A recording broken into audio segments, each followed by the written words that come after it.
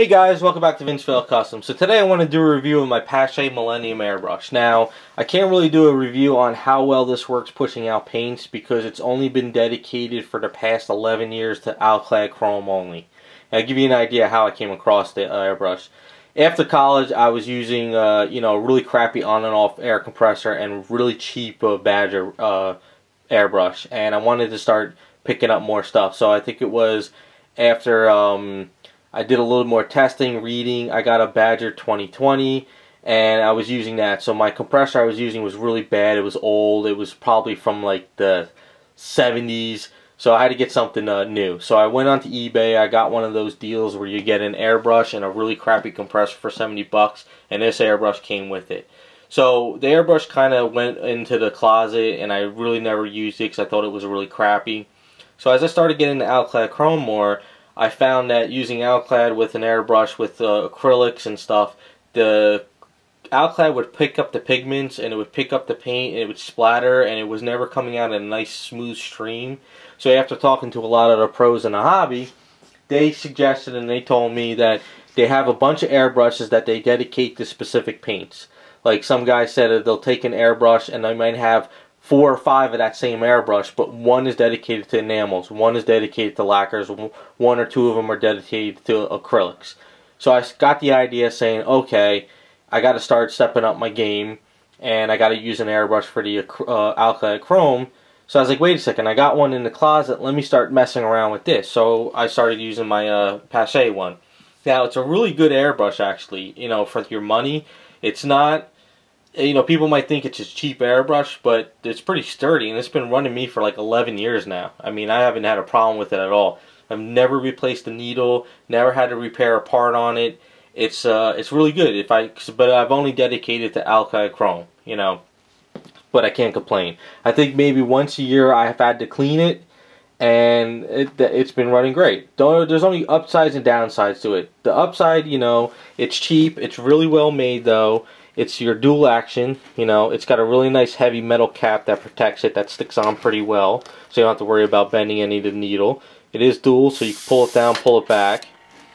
For the Alclad chrome, I found that it doesn't spray super heavy. I mean, it really can, but it doesn't spray super light. It gives me a nice midstream that actually works on my items. But the only downside I really hate about airbrushes, of any airbrush, is having a cup that goes on the bottom like that comes out. I've learned my lesson back in the day when I was using a Badger 150 and I had a cup at the bottom and I would be airbrushing and I'm not paying attention and my finger starts pushing it, or I push this down and I'm just not paying attention, and the cup would fall, hit the ground, splatter the paint at the statue, and then it would just cause a mess. So I stopped using airbrushes that have these pieces, but since this one has been running so well with the Alclad chrome, I've kept it. So this piece fits in pretty well though here, and I usually try to lock it up there. And since there's no cup up here with your line of sight, you get to see where you're hitting. So it works out pretty good. So, I never really pull it all the way back with my Alclad chrome, but I do pull it halfway, and it works out pretty good doing a nice steady stream. So it works out good. If you're looking for a cheap airbrush that you want to dedicate to something and you don't want to drop a lot of paint, look at the Paasche series. I think they're a little underrated for some things, but I haven't really tested a lot of them out, so I don't know. But it didn't come with a quick disconnect. I did have to buy the quick disconnect for it, so that, so you're going to get your typical airbrush that doesn't have one, but I picked this up for this one. So basically what I'll do is I'll set up the airbrush. I'll give you an idea how it sprays on my for acrylic chromes. I'll just spray a little bit over here on this arm just to let you see how it works, and then go from there. So you get an airbrush in a kit and you think it's crap. If you dedicate it to something specific, it might be work wonder. So like I said, 11 years going strong, can't complain. It's been well worth the money. So let's set up. I'll give you an idea how it works and go from there.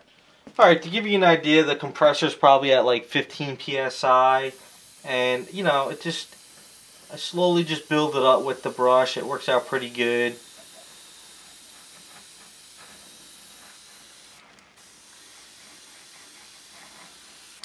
And then I'll do my one coat, and then I'll do another coat. So it works out good. It doesn't really, spray too heavy, I mean, yeah, I mean, as an example, you can spray too heavy and it just starts bleeding. But, you know, I just pull it back nice and even, and it starts working out pretty decent. So like I said, it's a good airbrush. It's fairly cheap, you know, and that's my review. It works out great for Alclad Chrome because you pretty much got it for free and running strong. So thanks for watching, and hopefully it helps you guys out.